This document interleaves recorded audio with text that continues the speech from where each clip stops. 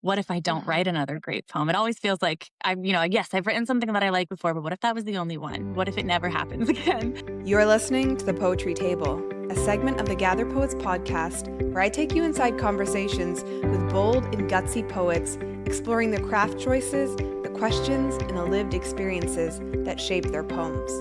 I'm your host, Maria Giesbrecht, a poet and the founder of Gather Poets, a writing community for poets worldwide. Alexa, I'm so happy you're here. We're here to talk about one of your poems and your poetry journey and how you find the world poetic and how you kind of weave your way through a poem, perhaps is the right way to say it. So let's start with one of your poems, Blue Hour in October. Would you like to read the poem for us today? Yeah, and I have it here in the Gather anthology, so I'm going to read it from there. Blue Hour in October. Blue hour down the freeway. Fog rises from rusting trees like ships on the seafloor. Only fog. No sky, no city, no ruin in the deep before the day. Everything is excavated, but not yet. We will let the fog hold us, keeping very quiet. We will let this become everything. We could make a home of it. Place between places. I hope you will visit, with your red coat and your still heart, leaving your hesitation at home, bringing only your tenderness. I hope, for a moment, these mists keep us. I adore this poem, Alexa. And it's been a while since we published it in the Gather Lit Yeah. Mag and also the anthology in the fall. Actually, it was the winter. What is time even these days, truly? Fake, imaginary. But it has been, yeah, exactly. It has been a while, and I want to talk about what was happening in your world when you wrote this poem, and has that sort of like mood or feeling that you've managed to capture with the fog and the mists, is that still what you feel like when you read this poem? Does it transport you back to a specific moment? Yeah, it's funny because I wrote this poem in the car.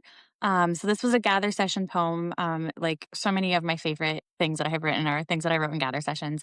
And I wrote this poem. We were on our way to a 5K race in Seattle, and I, normally would have been. I was in the back seat with my daughter. She was very little at the time. And so I'm sitting in the back seat, and it was normally a time that I would have just kind of given up for lost on writing. I wouldn't have, tried to be writing anything at that moment. But because I have these gather sessions scheduled, and I know I always make an effort to be there and to be writing during that time. I don't want to waste it. It's this time that I have dedicated for writing. And so I was writing a poem at a time that I normally would not have been writing a poem. And so when I read the poem, I do remember the exact point on the freeway that I was at. I feel like I'm in that spot where it was so foggy that you could just only see the car right in front of you, and you could see the trees kind of coming out of the fog, but nothing, beyond them. So it was this kind of liminal space that feels like nothing exists outside of the little sphere that you can see. Um, and so that's what inspired me when I was writing it. And I do feel very put back in place into that moment when I read it. I can see, all those same trees and things, which is one of my favorite things about reading your own poems is how much they transport you to when you wrote them or when you wrote them about. Reading your own poetry is fun that way. Yeah. Mm-hmm.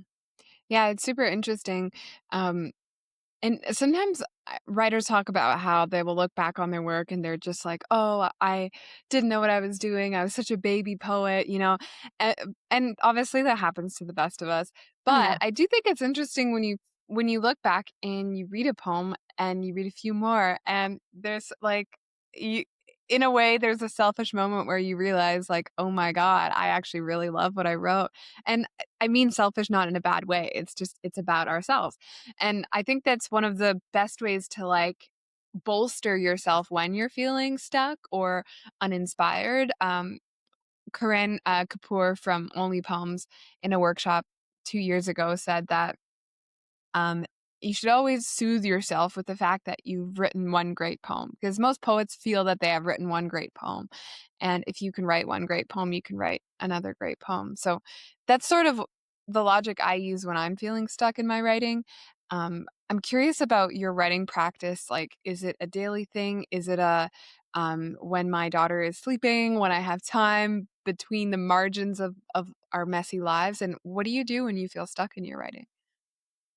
It's funny that you say that bit about remembering that you wrote one great poem, because I do feel like I struggle with a scarcity mindset with, what if I don't Uh-huh. write another great poem? It always feels like yes, I've written something that I like before, but what if that was the only one? What if it never happens again?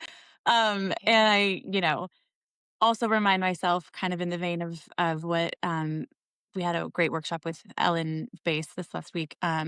And what she said about poetry not being efficient. It's not something that you're gonna in the social media era where people are just Uh-huh. pumping out writing every day, and you're seeing someone with a full fresh poem posted on the internet every day.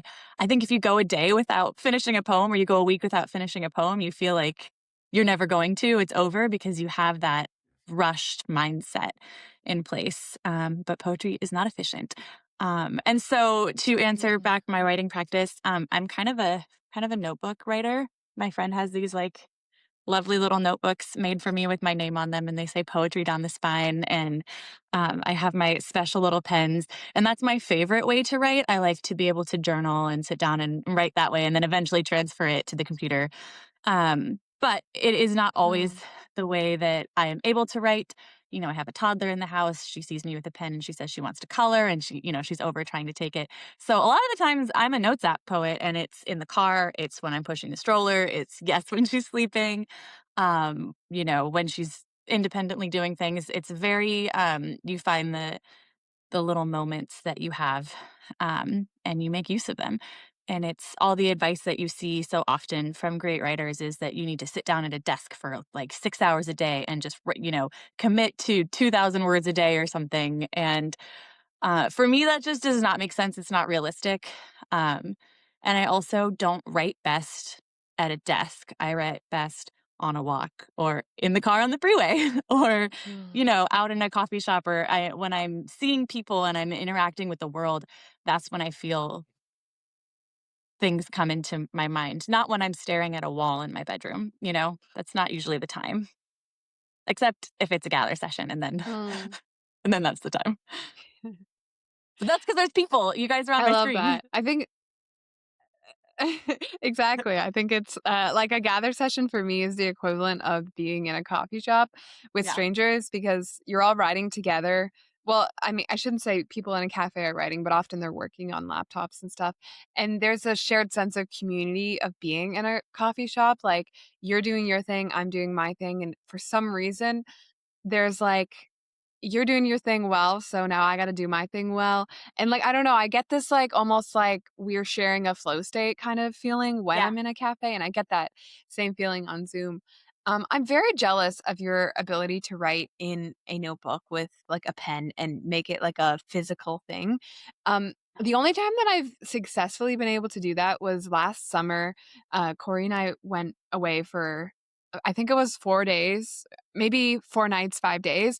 Um, we went to Cuba, and it was our first vacation ever that That's together, not my first vacation ever without a laptop, but the first time ever.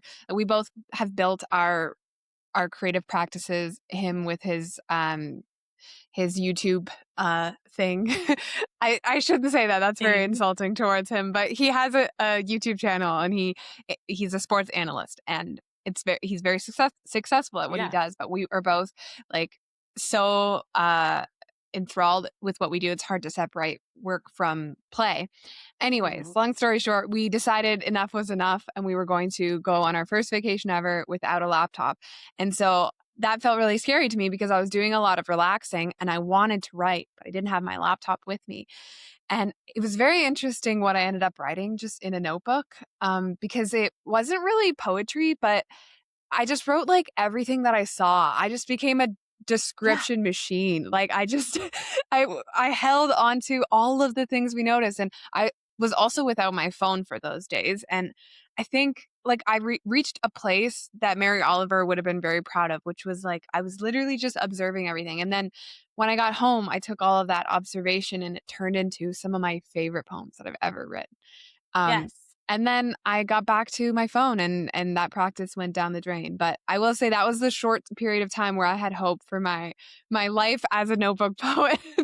You were in your Harriet the Spy era for a moment, and the Harriet the Spy era is so good for the later when you are looking for inspiration to turn into actual poems, and you've got this huge well of observations and things that you've seen and thought about before, and you can look to those things. I You have to do things in order to write things, otherwise you're just gonna write boring Mhm. things, you know? Yeah, 100%. And I think that's why also the advice like you need to write every day at your desk like a ritual is I think it was originally intended for novel writers who are creating worlds throughout their imagination. And not to say that poetry isn't like that, but I do think that poetry is more singular in its inspiration. And what I mean by that is like by the time you're inspired by something and then you write and then you finish the poem, it's just so much shorter than writing a novel. Like a novel, you live in this world for months, if not years. So Yeah. going back to your desk means going back to that world. But a poem, you need to constantly be introducing new things into your The world. And new that's why I worlds think, like, every time. yeah, exactly. I think that's why that advice is better for fiction writers than it is for poets. But some poets get off on writing every single day and like all the power to them. I think it's all about just finding what you actually like to do because I think what we like to do, the things we desire, and the things that make us joyous are really the only important things in life, apart from obviously like serving your community, but that brings joy in a different way. Um, and yeah, because I think if you're having maybe this is my most controversial poetic opinion, but if you have to like force yourself to sit down in a desk every day and grind your teeth through your poetry writing, like that sounds awful. I wouldn't want to do that. Like why would Yeah. you want to do Why that? are we That doing sounds it? Writing is yeah. supposed to be a fun, beautiful way to engage with the world, and if you're just Mhm. forcing yourself through it, then what is it? I, Yeah. went to a writing conference once, and one of the things that they said that I really liked and stuck with me was that, there's different phases of writing, and even when you're not writing, you're writing because you are gathering, and you're thinking of you're synthesizing things in your mind, and you are, experiencing things and concepts, and you're doing things with them, and it's the pre-writing. So it's still one of your writing phases, even when you're not sitting down and you're writing. It's just your pre-writing phase. You're out there gathering things that you'll later turn into writing. Mhm. Yeah. Yeah, totally. I think I've said this on a podcast before, but one of the things that very much made me feel better about not producing as much early on in my writing career was Ocean Vuong has said in an interview in the past that he only writes 8 poems every year. I can't really wrap my head around that comfort with that. Even with my acknowledgement that we push ourselves too fast. Art's not supposed to be fast. It's not supposed to be efficient. I still I still feel like anxiety about that, it's hard not to be. I was an academic, I was in school, I was coming out papers and, Mhm. doing research and all that stuff, and it's really hard to take that out of you, even though it doesn't really mesh well with creativity. That is not how you are creative. You can't have deadlines and be I mean, at least for me, I don't think that trying to make those things speedy and efficient is the way to get the best creative work out of yourself. But it is the modern state of existence. So it is hard to turn it off. Yeah. Yeah, I think you're right. It's like simultaneously understanding that it's not going to produce your best work and then also how do we turn it off? Um Mhm. it just reminds me of what Ellen said in our workshop, which is like be with it like a lover. Like you don't want to rush things. You want to love on your poems like slowly um and she That's the said most like Marie beautiful Howe permission. only publishes yeah, yeah. And she said how Marie Howe only publishes one book every 10 years. And I think that's super cool too. The idea, like, I'm thinking my book's coming out in May, And everyone, the number one question is actually not about my book. It's about, oh, are you writing the next one? And like, Yeah. no, I'm I think it's focusing the on the wrong one that I'm putting question. out right now. You're celebrating it. You're, birthing it. You're putting it Yeah, out there. exactly. I think it's important to enjoy that process is way more, I think way more than you actually do the final end result of the publishing, because the process is the entire thing. Like It really is. in the grand scheme of things, you're spending, if it's 10 years for Marie Howe, it's the 10 years of writing that actually matter. It's not the Uh-huh. 1 year of publication with that book. Obviously it's a beautiful end piece that we have come to, but you spend your life in the journey. You don't spend your life at the destination. Wow, that was like very Pinterest me Pinteresty of me. um Put that in but cursive yeah, and put it I up on a board somewhere. yeah, I think that would be plagiarism. I'm sure someone has said that before me. um yeah, I think it's good to talk about these things as poets, because we all, I think, have these thoughts sometimes and like feel this rush and this urgency Yeah. towards what we think might be success at last. And yeah, I Mhm. don't I don't really, I think it's a bit of a scam, to be honest. Well, I have a Yeah. manuscript out, that I have submitted right now. And I had that, it took me years and years to get to a point where I wanted to submit it somewhere. Mhm. And I was watching everybody else. So many people put out like 3 collections in the time that I was working on this one. And I was feeling like, I'm not a real writer. Like, look at they have so many collections and Mm. I can't even get this one ready. But I really wanted to not submit it unless I was completely proud of it, because it would be terrible, I think, to put it out and then feel kind of let down because I know I could have done something better with it. Mhm. Um, so I held on to it, which was very hard because I am not an inherently patient person. Nobody has ever once in my entire life accused me of being patient. And so that was one of the hardest things. That I'm very proud that I spent years on it because I hated it. I hated waiting. I don't like waiting. I wanted it to be out there in the world. But ultimately, what I submitted is something that I actually really like. And if it got Mhm. published, then I would be proud for people to see it instead of feeling Mm. any sort of insecure about it. I spent years on it and I Mm. have peace with it. Yeah. I like it. So that was hard to Yeah. do I because I think do that's love important that to you rush to like the the end. thing. Sorry. Yeah. Like, it's really, no, it's okay. I think I cut you off, Alexa. I'm sorry. I think it's important that we like the things that we put out.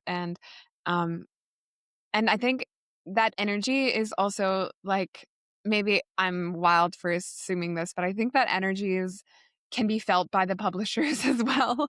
Like I think they can tell if it's a rushed or a hurried manuscript, or if it's Yeah. like one that has received a lot of care and a lot of attention and a lot of guiding almost. Like it's like eating a cake that's half baked. Like you can tell that your cake is half baked, you know. You have to wait for it Yeah. until it's ready to come out, you know? Yeah. But I mean, it is definitely a hard when you're enthusiastic and you're, excited about it. And Yeah. everybody, I think that writes just loves the idea of holding a print book in their hands. There's something that is, Mhm. I don't know, you're kind of rabid for it. You Oh, have yeah. all these books, you love books, you read books, and you just want one with your name on it that you're holding and it feels so good. The idea of it in your brain is just this shiny little thing out there. And so it's so easy to try to Mhm. rush that process because you have this image of how cool it would be, how beautiful, how much it will make Mhm. you feel like a real writer and give you the validation that you need. But there's always going to be more validation that you need. So you might as Mhm. well wait until you're really proud. Yeah, totally. And I think also in the meantime, it can help to, like, publish poems from the manuscript. Like, I think Yes. that really, it's kind of, I think it's an underrated thing that we don't talk about enough, but is I think you should have a good chunk of your manuscript published. And a lot of people, I think, have the other instinct. They think that it's important that everything is fresh and new.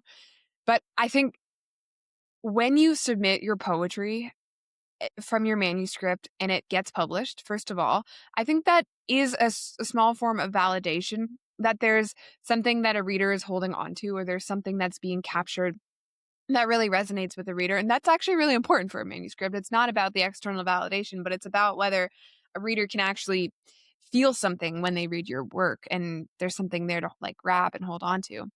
And then also you you get those small wins along the way while you're waiting for the big win to come together.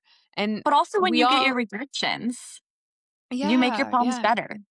Like, when I started exactly. submitting, I remember sending these, like, very mediocre poems into, like, The New Yorker and being like, "Ugh, they're gonna eat this up. They're gonna love this." And they did not. It was when I reread those poems, I cannot believe I sent that to The New Yorker. Like, that's so silly of me. It had no structure, like, it but that feedback, getting rejected and, like, tanking my ego a little bit that I Mhm. had when I started submitting things, just thinking that I was, giving gifts to the poetry world, was so useful. I needed that. I needed The New Yorker to say, respectfully, ew, so that I could rewrite those things and Aw. make better poems. It was important, and my writing has gotten so much better since I started submitting and getting rejected, and then getting the feedback also of Mhm, what was accepted and kind of taking that. Obviously, don't base all of your writing on other people's opinions, but it is useful feedback. What mhm, worked in this? Obviously this resonated with somebody, mhm, so let me look at it and see what worked in this one versus this other one, which doesn't seem to be resonating with people. mhm. What am I doing in these ones that are different? Yeah, And that's totally. been super useful. Rejections are one of the most useful things you can get as well. Totally. Yeah, and I think what you're getting at is it's something for you to work with. Like, it's something for you to chew on, and it's, like, feedback from someone out there, and Mhm. rejections are one form of that. Maybe you hire a freelance editor and you can work with your manuscript with someone Mhm. else who has, like, an eye for these things, or maybe it's, like, you join a writing community like Gather and you just post your poems and you get some feedback from other readers. Like, Also so I think it's useful. really important that by the time you submit your manuscript, you feel like it's been chewed on a little bit and that someone Mhm. has tugged a little bit on it, because then you also can start to learn what you really like and like, what you want to hold on in your manuscript, like, what you wanna fight for, what you don't wanna compromise, which ones you don't wanna Yeah. cut, and What really so got your on and so hackles forth. up when someone said to remove it, and then Yeah, that's key, that's important. And also you're in yeah. your own brain, you know exactly what you mean in your poems, but maybe that Mhm, doesn't come across at all when someone who doesn't live in your mind reads it. You know what mhm, the color blue means to you. You know what this place is. And maybe it's symbolism that is so specific that nobody else is ever going to feel it. mm, And maybe that's important enough in your poem. It's a personal enough piece of your writing that you're okay with that. But if you're trying to resonate with people, having other people read your things and tell you what it means to them when they read it is very useful as mhm. well. Yeah, absolutely. I could talk about this forever, Alexa. I feel like there's so much wisdom in sharing these types of things with other people that are going through the manuscript process or the publishing process. Um, I'm wondering, Alexa, if you wanted to just briefly, before we have to wrap up, talk about why you decided to submit your manuscript to Arcana. Is it Arcana or Arcana? I'm not sure if I'm pronouncing the press I've been saying correctly. Arcana, but I might just be wrong. I've never actually heard anyone say it out loud that works there. So Okay. I've been saying Arcana and I might just be wrong. So I wouldn't bet any money or, stake your reputation on my pronunciation. Um, But yeah, what was the decision behind that? I had seen, people that I'm familiar with begin their publishing journey with them and just love it so much and just feel Mhm, so enthusiastic about the feedback that they were getting and the support that they were getting and legitimately having fun publishing their collections mhm, with a publisher, which is not always everyone's experience. A lot of mhm, times you hear people feel like they are out to sea a little bit, like they're kind of, abandoned. They thought they were going to get more support. They thought there was going to be more enthusiasm and they feel kind of like a number. And so I loved that. I loved that the people that I was hearing publishing with them were really liking their experience, that it was a really positive one to them. And then I loved how enthusiastic they seemed about their publications. Like they seem like they really like and champion what they're publishing. Not just that they're putting out mhm, what they think people might buy, but that they're actually, interested in what they're publishing. They're proud of it. And the way that they constantly kind of share and talk about their poets and their collections that they've published. So those were some big factors for me. I like the poetry that I've read from them also, which is of course important and so basic that I yeah, feel like I almost don't even need to say it. But yes, I like what they have published. I like the collections that they've published. But those other things were big factors for me too. And so mhm, that's just out for submission. That's not a I don't have any, This isn't like an announcement or anything. I've submitted there and they could say no. So we'll see. And I will try We'll to see. Well, think of it as useful feedback if they do. But I do have a very absolutely. And dangerous sort of hope in me about it. I would I think just a dangerous hope is a beautiful thing to hold, Alexa. And I'm going to hold that with you. So let's manifest this into the universe right now. please. I think you have very strong um, manifestation powers. Honestly, you're very good at that. So to have Maria on your side manifesting things for you is a real power. oh, um, at the risk of sounding like a little cocky, I very much agree with you. I think I do That have was good. It's just a manifestation sign of the powers. powers. If you don't believe in your manifestation powers, then they're not going to work. I need to take some Yeah, of your beliefs. totally. Be cocky. Well, I just I want to thank you so much for joining me on this segment of the podcast, Alexa, just sharing all the wisdom and sharing your poem. And I'm curious if other people want to connect with you and maybe talk about their experiences submitting as well. If there's a place online that they can best reach you at. Yeah, I am on Instagram very consistently at alexa.hoggatt, Hoggatt, two of each of those. And I'm also on Substack less consistently for like actual publishing of articles there, but I do check it frequently. So if I were to get messages there, I would see those. And that is called A Case for Continued Existence. And it's kind of Mm. the whole point that I'm going for there is the idea of making a case for our own continued existence. You know, when you look around the world and you feel like, wow, we're doing a really bad job at being a species. What are all of the good things? What are all the tender Mm. things that are a reason that we should go on existing? So that's what that Substack is about, and kind of what a lot of my writing is about. Finding Mm. some hopeful moments in moments that don't feel hopeful. Mm. It's so important. And for anyone listening right now to the podcast, Alexa's poetry and her Substack writings are absolutely beautiful. And you should definitely go check Thank her you. out, give her a follow, Nice. and you'll get some beautiful writing in your inbox if you subscribe to her Substack. So thanks again, Alexa. Thank you so much, Maria. I always love talking to you, and I'm so honored every time I get to do it. Thank you for joining us for this episode of the Poetry Table. If you're curious about Gather, feel free to find us on Instagram at Gather Poets, and we look forward to connecting.